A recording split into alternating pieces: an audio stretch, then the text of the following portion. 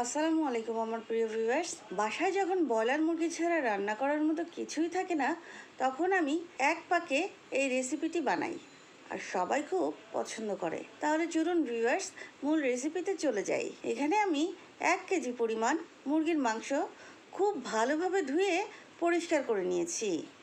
এখন এর মধ্যে দিয়ে দিচ্ছি 1 কাপ পরিমাণ পেঁয়াজ কুচি, 2 টেবিল চামচ রসুন বাটা, 2 টেবিল চামচ আদা বাটা, 1 টেবিল চামচ ধনিয়া গুঁড়া, 1 টেবিল চামচ জিরা গুঁড়া, হাফ টেবিল চামচ গরম মশলা গুঁড়া, হাফ টেবিল চামচ শুকনো মরিচ গুঁড়া, স্বাদমতো লবণ, 5টা এলাচ, 1 টুকরা দারুচিনি, 1টা তেজপাতা, কয়েকটা গোটা কালো গোলমরিচ, 1টা কালো এলাচ, 3টা লবঙ্গ, 1/4 কাপ টক দই, 1/3 কাপ রান্নার তেল। এখন এই সব মশলাগুলো খুব ভালোভাবে মাংসের সাথে মিশিয়ে নিচ্ছি। মেশানো হয়ে গেছে। এখন চুলার আঁচ হাই করে দিয়ে 5 মিনিট ঢেকে রান্না করব। ফিরে এলাম 5 মিনিট পরে। এই তো দেখুন, মাংসের পানি অনেকটা শুকিয়ে গেছে। এখন ঘন ঘন নেড়ে মাংস কিছুক্ষণ কষিয়ে নিচ্ছি।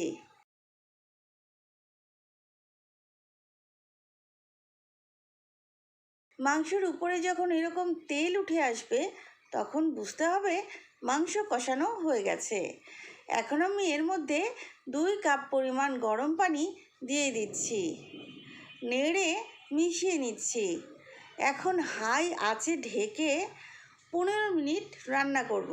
15 মিনিটের মধ্যে মাঝে মাঝে ঢাকনা খুলে নেড়ে দিতে হবে। ফিরে এলাম 15 মিনিট পরে। এই তো দেখুন ভিউয়ার্স, মাংসের ঝোল অনেকটা মাখা মাখা হয়ে গেছে। ভিউয়ার্স, হাই আঁচে মাংস রান্না করলে মাংসের মধ্যে মশলা খুব ভালোভাবে ঢুকে যায়। এখন মাংসের হাঁড়ি অন্য চুলায় রেখে একটা ফ্রাই প্যানে 2 টেবিল চামচ পরিমাণ তেল দিয়ে দিচ্ছি। এখন এর মধ্যে 2 টেবিল চামচ পরিমাণ পেঁয়াজ কুচি আর 2টা ছোট তেজপাতা দিয়ে দিচ্ছি। এখন নেড়ে বাদামি হওয়া পর্যন্ত ভেজে নিচ্ছি।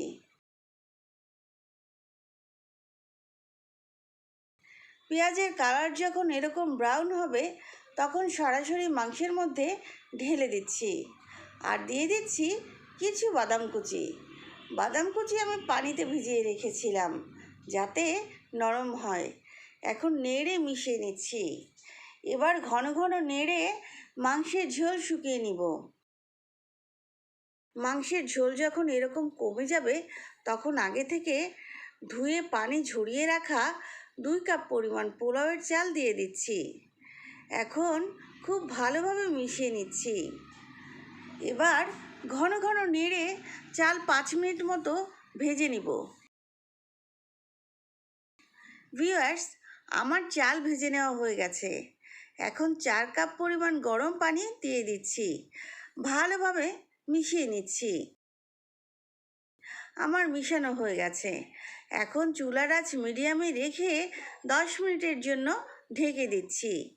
ফিরে এলাম 10 মিনিট পরে। এই তো দেখুন ভিউয়ার্স, পানি অনেকটা কমে গেছে আর চালও 50%-এর মতো সেদ্ধ হয়ে গেছে। এখন চুলার আঁচ লো করে দিয়ে আবার ঢেকে রান্না করব 15 মিনিট। ফিরে এলাম 15 মিনিট পরে। এই তো দেখুন ভিউয়ার্স, চাল অলমোস্ট সেদ্ধ হয়ে গেছে। এখন 5টা কাঁচামরিচ আর হাফ টেবিল চামচ ঘি দিয়ে দিচ্ছি, নেড়ে মিশিয়ে নিচ্ছি। এভাবে মেশাতে হবে যাতে উপরের চাল নিচে আর নিচের চাল উপরে থাকে।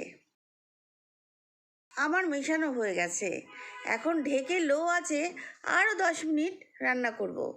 10 মিনিট পরে আমার মুরগি পোলাও একদম রেডি। এই তো দেখুন কি লোভনীয় হয়েছে দেখতে। এখন এভাবে উল্টে পাল্টে একটু নাড়াচাড়া করে মিশিয়ে নিচ্ছি। এখন গরম গরম পরিবেশন করুন আর কেমন হলো সেটা আমাকে অবশ্যই জানাবেন। আর চ্যানেলটি সাবস্ক্রাইব করে আমার সাথেই থাকবেন। আবারও অন্য কোনো রেসিপি নিয়ে দেখা হবে ইনশাল্লাহ। সবাই ভালো থাকবেন, সুস্থ থাকবেন। আল্লাহ হাফেজ।